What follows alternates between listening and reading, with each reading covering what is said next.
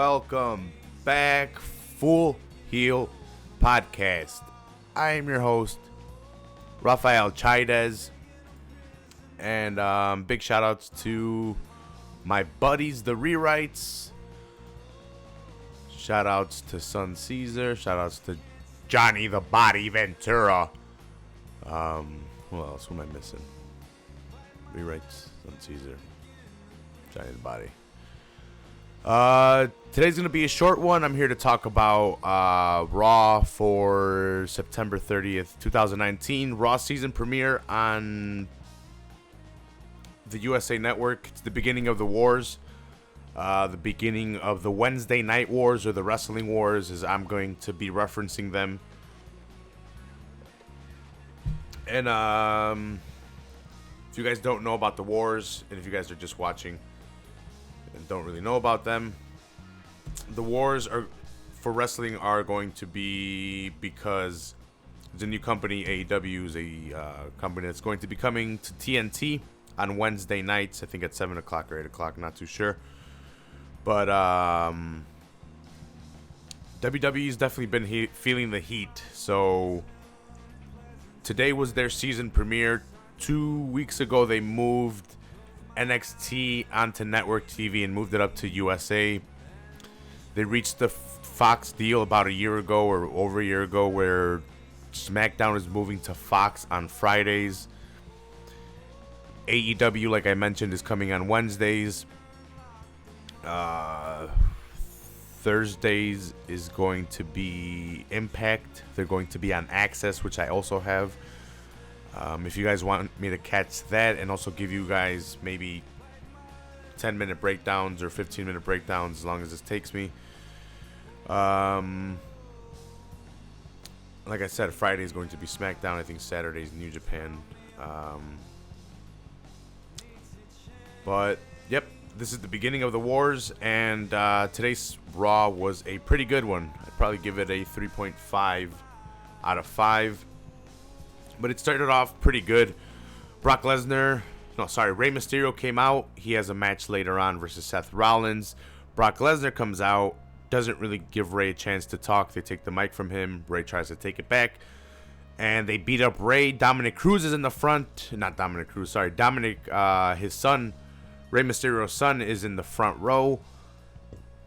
And Brock proceeds to go kick his ass. He goes, he takes him, slams him against the guardrail, against the post. After he slams him against the post, I believe he F5s him.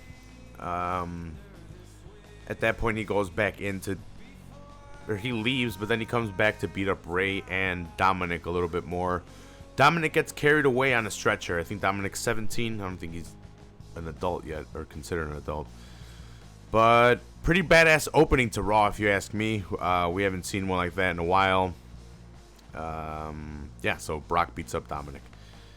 After that, we have Sasha versus Alexa Bliss with Becky Lynch on commentary.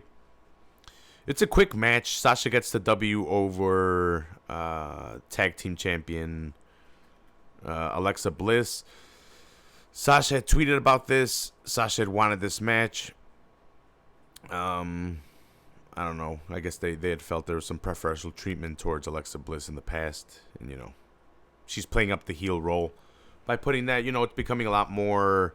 They're blurring the lines a lot more with Paul Heyman as creative and being in charge.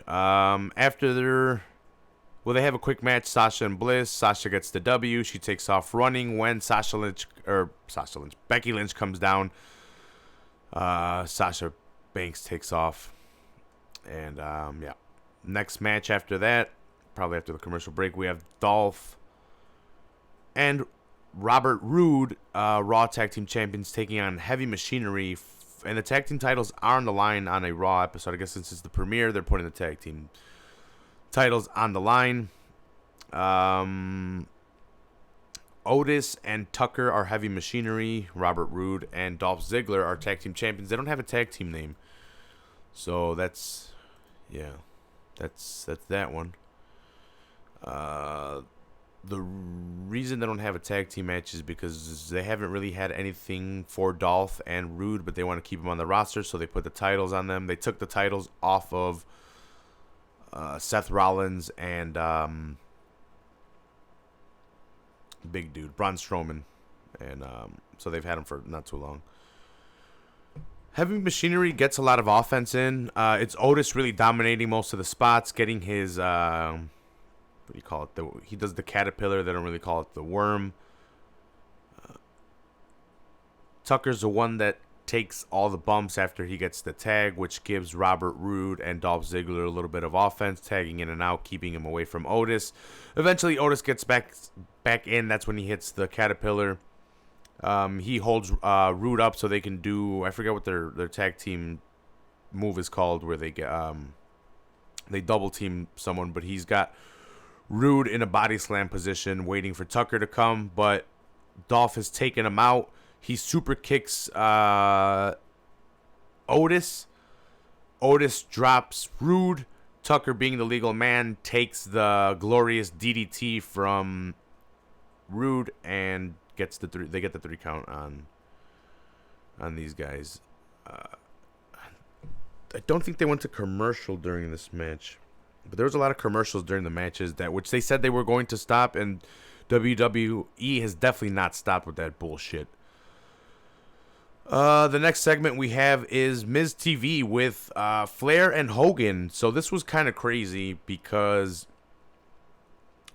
Hogan and Flair are kind of cutting a promo on each other, and I don't know if it gets off script or if it was scripted or if it was kayfabe or if it was a shoot, but Hogan says something that seems to get Flair kind of riled up, and I don't know if Flair goes off script, but he gets pretty heated, and he's pretty much just calling Hogan out, saying that he pretty much paved the way for Hogan. All the money and all the Hulkamania stuff was because of what he was able to do throughout his career to let Hogan be able to prosper and have that kind of career. And it seemed kind of heated. It seemed kind of real until they mentioned the match, and I was like, oh, okay, whatever. Flair goes off the ropes. Hogan points at him when Flair stops, and then, it kind of gets friendly at that point again, but it stopped seeming believable once the mention of a match was. So, but I was definitely hooked in that segment. Check it out. Great acting either by both of them, because even though you can't see Hogan's eyes, you can see him pretty uncomfortable. Flair seems to be pretty mad, and like I said, what he's saying seems to be off script. I don't know if they went off script and it is kayfabe, just because they're both veterans and they can go off script and cut a badass promo, but I don't know. Ultimately, at the end, it didn't seem like it was real, like I said, because of the match, but who knows. This segment after this leads to Seth Rollins coming out and then Randy Orton coming out, and subsequently Team Hogan and Team Flair are made, I'm guessing for Survivor Series, which would be the next big pay-per-view, and continuity. That's what WWE seems to be doing lately, and this would lead into Survivor Series, where they're already forming Team Hogan and Team Flair, keep them in the mix as well. Or was it a Crown Jewel that they were going to do? I don't know. They were going to do it somewhere, but I don't even know if they have Survivor Series still. But Team Hogan is captained by Seth Rollins, and Team Flair is captained by Randy Orton. Of course. Come on. Why not? Pretty much by coming out and forming these two teams, Seth and Randy Orton agreed to a match. They start getting ready for a match. Corbin comes out, distracts Seth. Orton attacks Seth. Corbin and Rollins attack. Corbin and Orton attack Seth Rollins, making it a 2-on-1, seemingly making Corbin join Team Flair and Rollins. Rusev runs out, and we haven't seen Rusev in forever. He's been sidelined. He's lost some weight, it seems like, even some muscle mass. He looks smaller. Comes out to help Seth, joining Team Hogan. After this, after commercial break, Charlie asks Rusev about Lana. Rusev says he doesn't want to get into his personal life, but after this, he challenges Seth Rollins for the Universal title because he helped him out. They later on acknowledge it. After another commercial, I think, or before commercial, an AOP promo comes out. This is the second one, very similar. It's just them sitting under lights, kind of going back and forth, cutting promos on how killer they are and how much pain they're going to bring and how they're the most destructive tag team. And I think they're speaking in Portuguese because they're Brazilian, if I'm not mistaken. I don't know. It's not Spanish. It's like Portuguese. After the AOP promo, we move on to the Club versus the Viking Raiders. This one is the one that had a lot of commercial break, or a long commercial break. It had like 6 or 7 commercials. This is where they like to stick them in, seemingly not respecting the Club at all. Viking Raiders start off dominating. They're both getting the tags. They go to a very long commercial break. After the long commercial break, the OC seemingly they have the momentum going their way. But right away, Ivar and I forget the other guy's name for the Viking Raiders take back the momentum. Eventually, Ivar hits a splash from the top rope on, I think it might have been Gallows. And Gallows takes the pin. And like I said, too much commercials on this. I'd give it a 1.5 because of the commercials. I didn't even get to see enough offense by the OC, even though they had offense during the commercial break in order to take momentum. I didn't get to see it. Put the commercial somewhere else, WWE. It's not cool. Let's see. Yeah, so they win the match with the splash. After this, they come back. Cesaro's doing an interview, and he says he only regrets what Brock did because he's the one that didn't get to do it. Ricochet comes out, challenges Cesaro in order to defend Rey's honor, and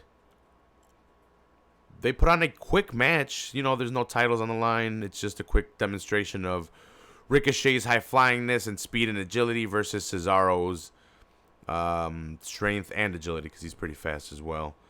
Out of homage to Rey Mysterio, Ricochet hits the West Coast Pop, getting the 1-2-3 on Cesaro. After this, they go to commercial. They tease the Funhouse, the Funhouse Playhouse or whatever it's called. I forget. I just put Funhouse down, so I don't know what the full name is. But Seth Rollins cuts a Hell in a Cell promo. His bunny dies with it, or within the promo. It's really weird. If you guys don't know what Bray Wyatt's doing, he's playing a Fiend character and a Mr. Rogers character. So when he's a Mr. Rogers character, he's cutting promos in the Funhouse where he's got stuffed animals, and one of his stuffed animals died. It's really weird. That almost deserves its own 10-minute breakdown on its own. And just watching those and checking those out would deserve its own breakdown of that. After the Funhouse Playhouse, we have a U.S. title match. U.S. champion AJ Styles taking on Cedric Alexander for the U.S. title. Again, too much commercial. AJ takes some momentum. It's a little bit back and forth, but mostly AJ at first. They go to commercial, long commercial break. They come back from it, and Cedric Alexander has taken over. But again, right away, AJ takes over the momentum. They tease the Styles clash a couple times with Cedric getting some reversals. I think they tease it twice. They don't get it. And then eventually, Cedric tries to roll him up. Like the sunset flip kind of. Yeah, he tries to get a sunset flip. AJ stops it. Locks in the Styles Clash, hits the Styles Clash, 1-2-3. It was a pretty good match from what they showed, but like I said, too much commercial, man. I'd only give it a 2 because of what they cut out. I want to see more. Too much commercial.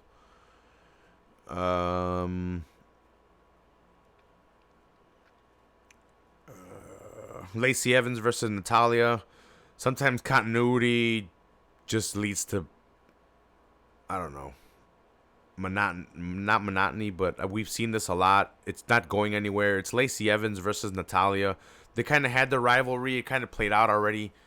I'm pretty sure Lacey Evans won the rivalry. I know for sure she won this match because I wrote it down and I just watched it. But I'm saying like their initial rivalry, I think Lacey Evans won it. She wins this one very decisively, very quickly. This match does not go to commercial. They kind of say this puts a stamp to Lacey Evans and Natalya's rivalry, but I thought that had been done already. Which leads us to, I guess, well, they have a promo backstage where Maria Kanellis says that Rusev isn't the father of her baby because she had come out and said that. Actually, sorry, Rusev had come out before. I was wrong on that one. Rusev had come out before and fought Mike Kanellis. And she says that Rusev isn't the father. Sasha comes, takes the microphone. I think it's from Charlie. Cuts a promo on Becky Lynch, saying that they're going to be in the Hell in a Cell and it's going to be brutal, it's going to be violent, and she's never been in there, and she's going to show her this, and that. Which leads us into our last match. It's Seth Rollins versus Rusev for the Universal title. He's granting him the favor because Rusev came and helped him. So now he's giving him a title shot, which should have been Ray's. But like I said, Ray had been taken out by Brock Lesnar. They have a 10-minute match pretty much without a finale. Seth getting in good offense. Rusev getting in some good offense too. We really haven't seen too much of Rusev. So it's nice seeing him in there. It's nice seeing him go. But the match gets interrupted. It was already being watched by Team Flair. They're watching Team Hogan. But it gets interrupted by Lashley. And Lashley comes out and he's waiting. And I don't know if it's a botch or why they're waiting. But it turns out it's Lana. Lana comes out, grabs his hand, and she kind of hugs him. And it's kind of weird. And it's like, oh, okay. They're playing the story that Lana is with Lashley. He's joined Team Flair. This is how they're going to fuck with Rusev because he's on Team Hogan. Lana's going to be with Lashley. And then they start making out crazy for a while. They start like really making out. At first, they were kind of hesitant towards it, but then they just went at it. Seth is outside. He's playing hurt the whole time. Rusev is looking the whole time. And then the lights go out. Well, not all the way out, but they do the Fiend thing. The Fiend appears. Seth Rollins is locked into the mandible claw. Seth is heard, the Fiend is heard laughing, and we leave Raw off air with Seth Rollins taking the mandible claw. Like I said, I would have given this Raw a 4 out of 5, but they put the commercials in the wrong spots.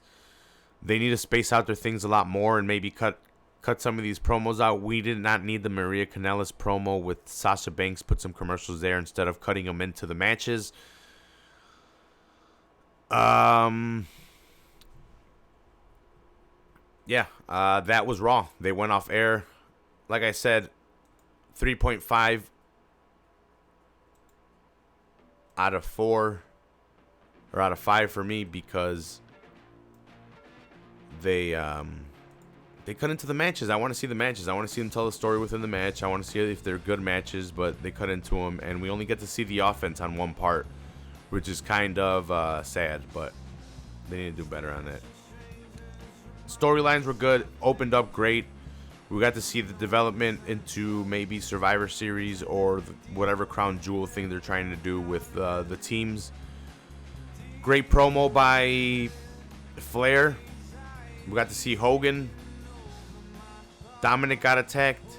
Great opening, like I said. We got a little bit of AOP promo. What else? Yeah. It was an awesome Raw. I would have given it a 4 out of 5 if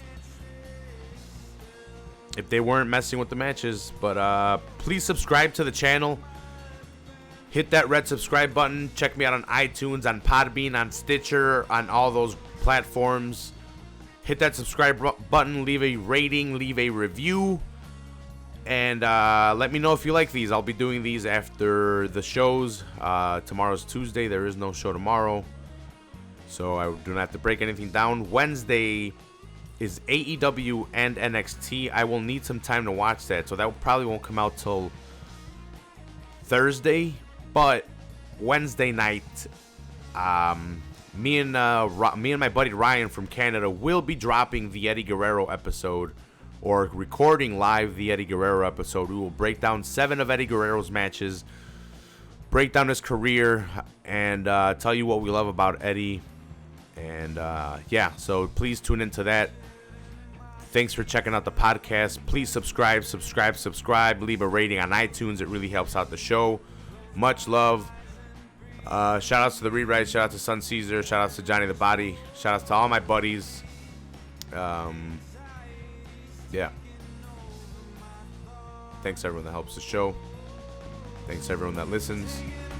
Really love you guys. And I will see you guys next time on the Full Heel Podcast. Yeah!